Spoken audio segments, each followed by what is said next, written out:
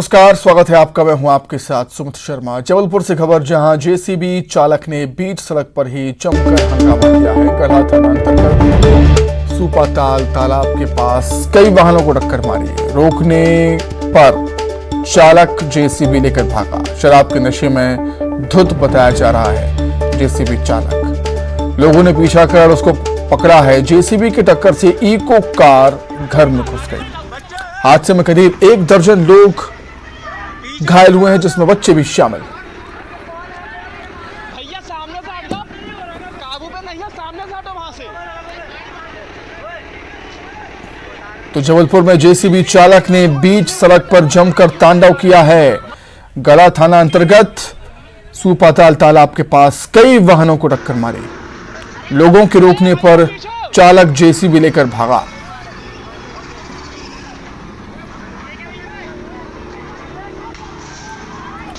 शराब के नशे में धुत जेसीबी चालक को लोगों ने पीछा कर पकड़ा और जेसीबी की टक्कर से कार घर में जा घुसी।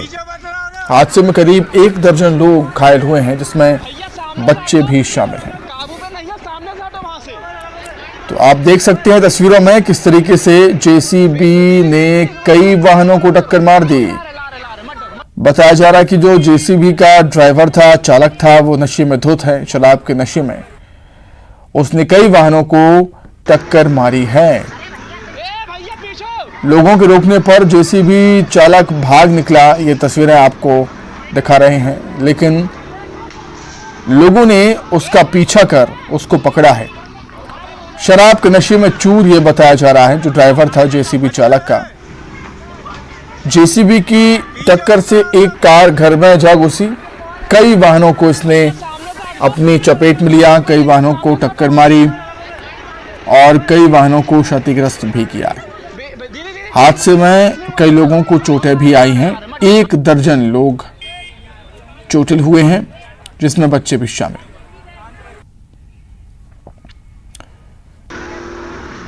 तो जबलपुर के गढ़ा थाना अंतर्गत सुपाताल तालाब के पास जेसीबी चालक ने जमकर हंगामा किया है, जमकर तांडव मचाया। कई वाहनों को टक्कर मारी है। जेसीबी चालक ने लोगों के रोकने पर वो भागा, लेकिन लोगों ने पीछा किया, उसे पकड़ लिया। जेसीबी की टक्कर से इको कार घर में घुस गई। हादसे में करीब 1 दर्जन लोग घायल हुए हैं, जिसमें बच्चे भी शामिल हैं। शराब के नशे में धुत जेसीबी चालक बताया जा रहा है, जिसने कई वाहनों को टक्कर मारी है। गढ़ा थाना अंतर्गत सुपाताल तालाब के पास की घटना। अधिक जानकारी के लिए बातचीत करेंगे। संवाददाता पवन पटेल हमारे साथ जुड़ गए हैं फोन पर। पवन, आखिर वहां पर हुआ क्या था, क्या कुछ जानकारी? जी सुमित, ये दरअसल ये एक शराबी जेसीबी चालक की करतूत है कि सड़क पर बेतहाशा रफ्तार से जेसीबी चला रहा था, जिसने कई वाहनों को टक्कर मारी और एक इको वैन जो घर के पास खड़ी हुई थी, एक घर के पास में खड़ी थी, उसमें कुछ लोग बैठे हुए थे, उन्हें टक्कर मारी, जिससे जेसीबी दीवार तोड़ते हुए बाउंड्री वॉल के अंदर तक चली गई। इसके अलावा कई गाड़ियों में टक्कर मारी, जिसमें एक बच्चा भी परिवार के साथ में था, जो दरगाह से लौट रहा था परिवार अपने घर के लिए, उसे टक्कर मारी। और उसके बाद जेसीबी चालक को जैसे तैसे लोगों ने रोका, तो वो फिर लहराते हुए तेजी से जेसीबी चलाकर आगे बढ़ गया, जिसका कुछ लोगों ने पीछा भी किया और आगे जाकर उसे रोक लिया। इस घटना में करीब 5 से 7 लोग घायल हुए हैं, जिनमें एक बच्चा भी है और बताया जा रहा है कि उसका पैर फ्रैक्चर हो गया है। लेकिन वो परिवार के लोग वहां रुके नहीं, तत्काल वो निकल गए। पुलिस ने उन्हें समझाने की कोशिश की, एफआईआर दर्ज कराने के लिए रिक्वेस्ट भी किया, लेकिन किसी ने अभी तक एफआईआर दर्ज नहीं कराई है। लेकिन पुलिस ने जेसीबी चालक और जेसीबी को अपने कब्जे में ले लिया है और मामले की जांच शुरू कर दी। पवन, आपका बहुत शुक्रिया तमाम जानकारी के लिए। वहीं खरगोन में पति पत्नी ने आत्महत्या की कोशिश की है। कीटनाशक पीकर आत्महत्या की कोशिश की, अपनी जान देने की कोशिश की। गंभीर हालत में इंदौर रेफर किया गया है। दंपति के पास से नोट मिला है। उबदी गांव के सरपंच प्रतिनिधि सहित 5 पर धमकाने का आरोप है। सुसाइड नोट भी बरामद हुआ है। मेनगांव थाने के उबदी की घटना है, पुलिस जांच में जुटी हुई। तो पति पत्नी ने आत्महत्या की कोशिश की है कीटनाशक पीकर।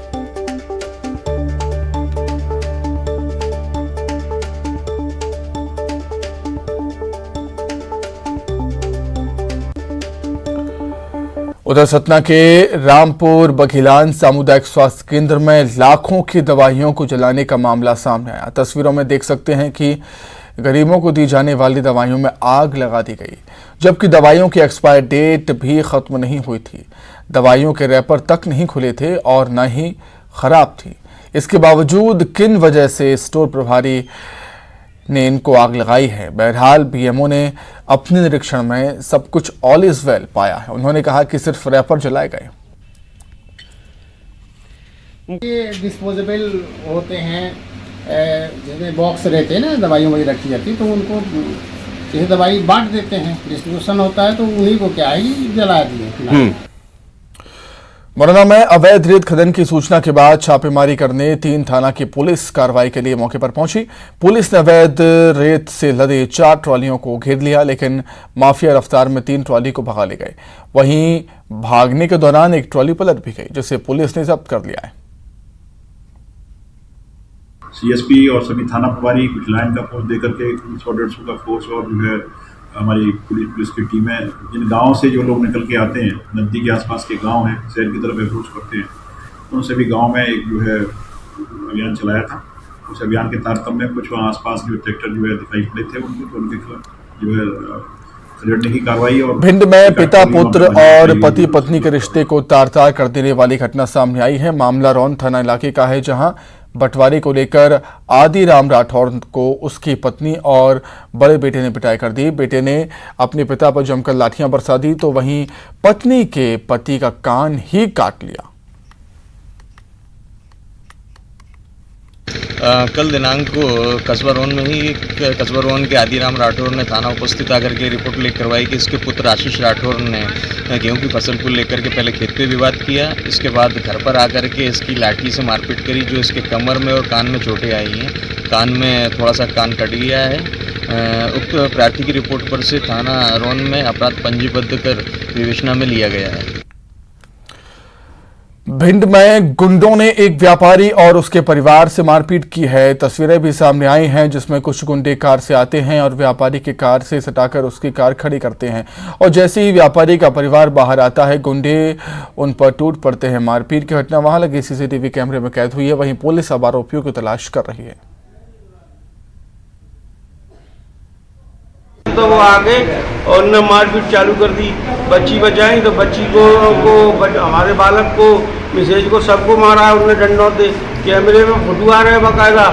और मोबाइल छुड़ा के ले गए, जेब में पैसे रखे थे वो छुड़ा ले गए, और कई तो सारे लोग बच गए। गाड़ी वहीं पर रखी है अभी, बिना नंबर की गाड़ी है अल्टो। मारपीट के 2-3 कारण सामने आ रहे हैं जो इन्होंने बताए हैं अग्रवाल जी ने। एक तो कोई पॉलिथीन वाले से इनका कुछ दिनों से चल रहा था विवाद, जिसमें ये उसकी संभावना व्यक्त कर रहे हैं। दूसरा अपने क्या नाम है, कुछ मट्टी डालने का एक विवाद भी सामने आया है। और अब बात करेंगे शेड्यूल की, जहां 5 महिलाओं ने एक सराफा व्यापारी को 36 लाख रुपए का झटका दे दिया। ये महिलाएं सराफा व्यापारी की दुकान में पहुंची और शातिर महिलाओं ने दुकान से करीब 600 ग्राम सोना चुरा लिया। जैसे ही व्यापारी को इस घटना का पता चला, उसके होश उड़ गए। महिलाओं की चोरी सीसीटीवी कैमरे में कैद हुई है। मामले की शिकायत थाने में हुई। अब फुटेज के आधार पर महिलाओं की तलाश जारी है। महिलाओं पर इनाम भी रख दिया गया 30,000 रुपए का।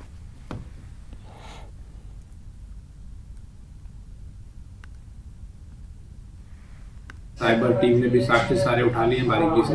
फॉरेंसिक एंगल से भी इसमें जांच चल रही है और फुटेज भी खंगाले गए हैं। कई सारी फुटेज प्राप्त हुए हैं, फोटोज भी आए हैं संदिग्धों के, और उसके आधार पर पतारसी के पूरे प्रयास चल रहे हैं। ADG schedule zone Shri D C Sagar sir ने इसमें 30,000 रुपये का आरोपियों के ऊपर इनाम भी घोषित कर दिया। हरदा जिले की सिराली तहसील में किसानों से धोखाधड़ी का बड़ा मामला सामने आया है। हरी मिर्च उत्पादक किसानों से महाराष्ट्र के 2 व्यापारियों ने हरी मिर्च खरीदकर 1.5 करोड़ रुपए का भुगतान नहीं किया। भुगतान नहीं मिलने से किसानों ने सिराली थाने में दोनों व्यापारियों के खिलाफ केस दर्ज करवाया। सिराली क्षेत्र के लगभग 50 से ज्यादा किसान धोखाधड़ी का शिकार हुए। बात कोरोना की, छत्तीसगढ़ में तेजी से कोरोना बढ़ रहा है। 24 घंटे में 370 नए कोरोना पॉजिटिव केस सामने आए। प्रदेश में आज 4,926 सैंपल्स की जांच हुई। प्रदेश में टोटल एक्टिव केसों की संख्या बढ़कर हो गई है 1260। रायपुर में मिले हैं सर्वाधिक 41 केस। राजनांदगांव में 25, सरगुजा में 23, सूरजपुर में 26, बिलासपुर में 34, दुर्ग में 29, बलौदाबाजार में 11, धमतरी में 20 कोरोना के पॉजिटिव मरीज सामने आए पिछले 24 घंटे में।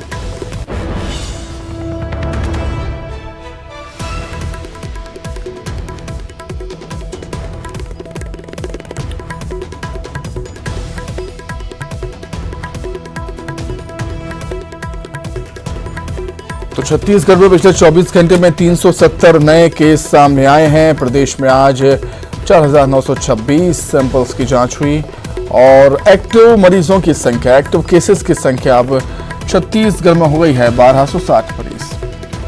रायपुर में सबसे ज्यादा केस सामने आए पिछले 24 घंटे में कोरोना के 41 केस मिले रायपुर में। राजनांदगांव में 25, सरगुजा में 23, सूरजपुर में 26, बिलासपुर में 34, दुर्ग में 29, बलौदाबाजार में 11 और धमतरी में 20 कोरोना पॉजिटिव मरीज सामने आए हैं पिछले 24 घंटों का ये आंकड़ा।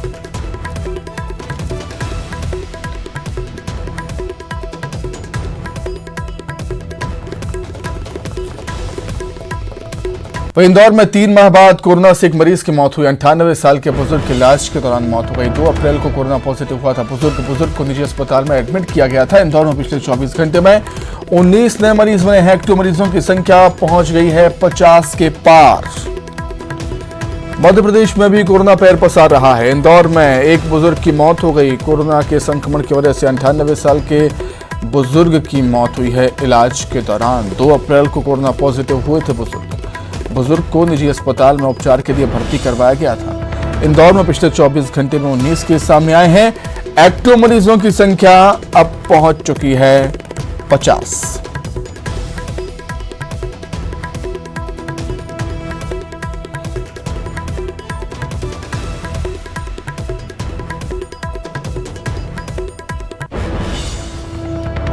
सीएम शिवराज धार के सरदारपुर तहसील के गांव राधा मंडल पहुंचे, जहां 4 लेन पर गेहूं समेट रहे 4 किसानों की एक वाहन की चपेट में आने से मौत हो गई थी। हादसे में मृत किसानों के घर पहुंचकर सीएम ने शोक संवेदनाएं व्यक्त की। सीएम ने मृतक के परिजनों को 4-4 लाख के चेक सौंपकर तत्कालिक आर्थिक सहायता दी है। इस अवसर पर सीएम ने कहा कि मैं अभिभावक हूँ, परिवार में कोई नहीं है तो भाई तो है। वहीं मृतक के परिजनों का कहना है मुख्यमंत्री ने उन्हें हर संभव मदद का भरोसा दिया।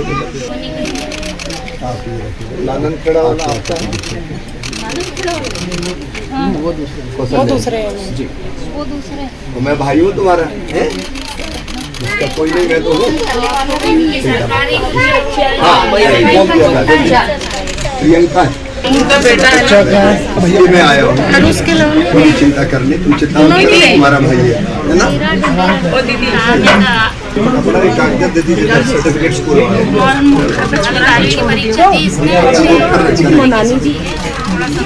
परमानेंट व्यवस्था करेंगे। हम बहन के स्थायी रोजगार की व्यवस्था भी करेंगे। अभी तात्कालिक सहायता भी कर रहे हैं। दोनों बहनों की तात्कालिक सहायता भी की है और 2 और साथी चले गए उनकी भी की है। लेकिन ये कोई एहसान जताने का मामला नहीं है, ड्यूटी है, कर्तव्य है। जायसवाल परिवार में भी मैं गया था। जबलपुर में केंद्रीय कृषि मंत्री नरेंद्र सिंह तोमर ने कांग्रेस नेता राहुल गांधी और दिल्ली सीएम अरविंद केजरीवाल पर जमकर हमला बोला। केंद्र सरकार पर भ्रष्टाचार को लेकर लगाए जा रहे आरोपों पर तोमर ने कहा कि यदि राहुल गांधी के पास भ्रष्टाचार के सबूत है तो जांच एजेंसियों के पास जाइए। वे भ्रम फैलाकर राजनीतिक रोटियां सेक रहे हैं। केजरीवाल को तो भ्रष्टाचार बोलने का हक नहीं है क्योंकि उनके 2 मंत्री जेल में हैं। राहुल गांधी जी सिर्फ असत्य बोलते हैं। ना उनके पास कोई डॉक्यूमेंट्स है, ना ही कोई कागज है, ना ही कोई जानकारी है। लोगों में भ्रम फैलाकर अपनी राजनीतिक रोटियां सेक रहे हैं। अगर उन पर कोई कागज होता तो संबंधित एजेंसियां उनके पास जाएं। एजेंसियां काम करने के लिए खड़ी हुई हैं। देश में कानून का राज है और जितने लोग भ्रष्टाचार की बैसाखी पर चलकर राजनीति करते थे उनको अब तकलीफ हो रही है, इसलिए डर के मारे वो इकट्ठा हो रहे हैं। लेकिन उनका इकट्ठा होना यह भारतीय जनता पार्टी की जीत को प्रभावित नहीं करेगा, क्योंकि विपक्षी दल या कोई दल किसी को जिताता नहीं है। यूपी के पूर्व सीएम और समाजवादी पार्टी के राष्ट्रीय अध्यक्ष अखिलेश यादव इंदौर पहुंचे। इस दौरान उन्होंने बीजेपी पर हमला बोलते हुए कहा कि इंदौर आकर मैं यही कह सकता हूं कि देश में बदलाव हो, देश की जनता बदलाव चाहती है। उन्होंने कहा कि जब तक बीजेपी सत्ता में रहेगी संविधान को खतरा रहेगा।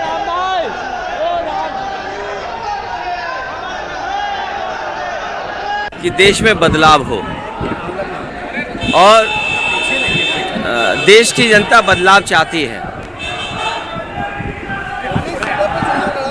ये सवाल अभी सीटों का नहीं है, सवाल अभी राजनीति का नहीं है। कल मैं बाबा साहब भीमराव अम्बेडकर की जयंती के दिन मैं मऊ जा रहा हूँ।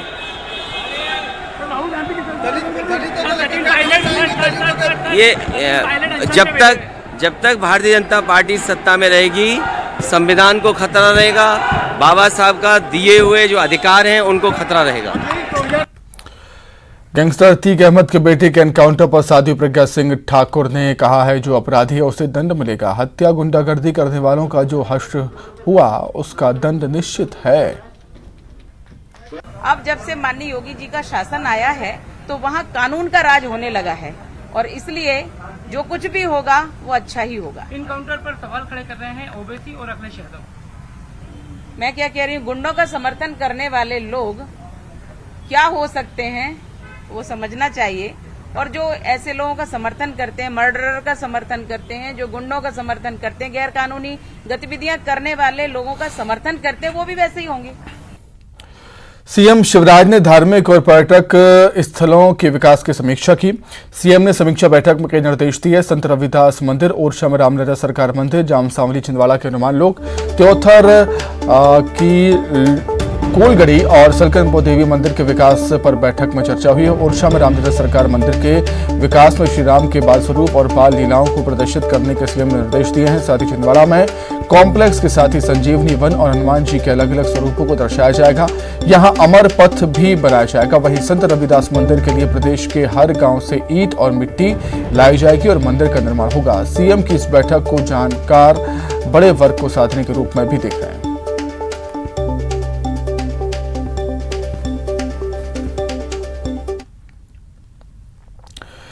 एमपी अब कांग्रेस सेवा दल को बड़ी जिम्मेदारी दी जा रही है। संघ की तर्ज पर सेवा दल हारी हुई सीटों पर फोकस करेगा, साथ ही संगठन को भी सेवा दल मजबूत करेगी। ऐसी 66 सीटों को कांग्रेस सेवा दल ने चुना है, जहां सेवा दल के कार्यकर्ता कैंप लगाकर कांग्रेस के पक्ष में माहौल बनाने की कोशिश करेंगे। खासकर बीजेपी के परंपरागत सीटों पर उनका फोकस है। सबसे पहले मालवा संभाग से कैंप की शुरुआत होगी। बुंदेलखंड ग्वालियर में भी सेवा दल का कैंप होगा। 27, 28 और 29 अप्रैल को इंदौर में शिविर का आयोजन किया गया है। वहीं कांग्रेस की इस पहल पर बीजेपी ने तंज कसा। बीजेपी का कहना है कि सेवा दल में कार्यकर्ता बचे ही नहीं है, ऐसे में इनके कैंप लगाने का कोई असर नहीं होगा।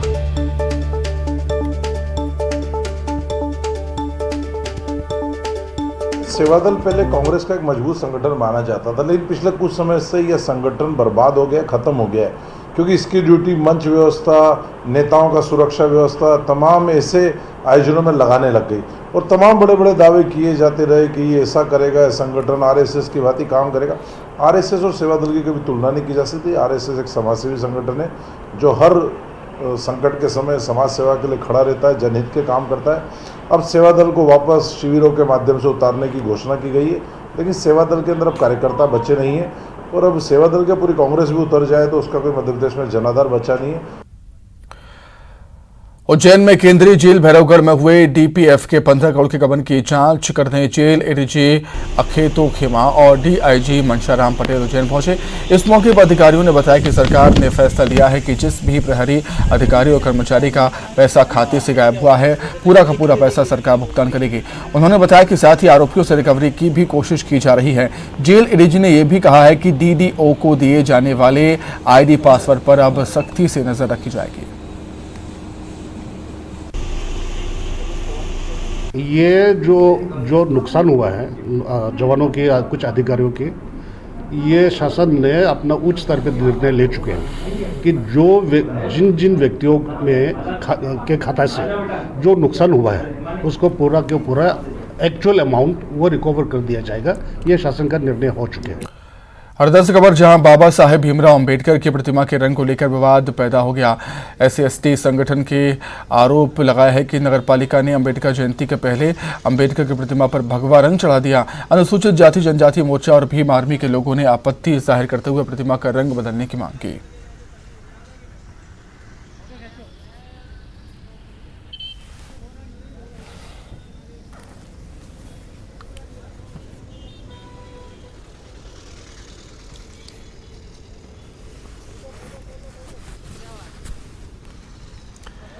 बिलासपुर में गुरु घासीदास केंद्रीय विश्वविद्यालय लगातार शिक्षा के साथ साथ सामाजिक गतिविधियों में भी अहम भूमिका निभा रहा है। विश्वविद्यालय ने एक नई पहल शुरू की है, जिसके तहत गुरु घासीदास केंद्रीय विश्वविद्यालय के सामाजिक कार्य विभाग की ओर से श्रवण लाइन योजना की शुरुआत की जा रही है। ये पायलट प्रोजेक्ट के रूप में शुरू हो रही है। इस योजना में अभी विश्वविद्यालय के 5 किलोमीटर के दायरे में आने वाले बुजुर्गों को इसमें शामिल किया गया है। ऐसे करीब 60 बुजुर्ग हैं जिन्हें इस योजना से जोड़ा जाएगा। यानी GGV श्रवण लाइन, या जिसका एक्रोनिम GSL है, यह गुरु घासीदास विश्वविद्यालय की सामाजिक उत्तरदायित्व के प्रति इसकी प्रतिबद्धता है। और इस योजना के मार्फत से बिलासपुर में रह रहे जो हमारे वरिष्ठ नागरिक हैं, उनको विश्वविद्यालय के विद्यार्थियों द्वारा सेवा दी जाएगी।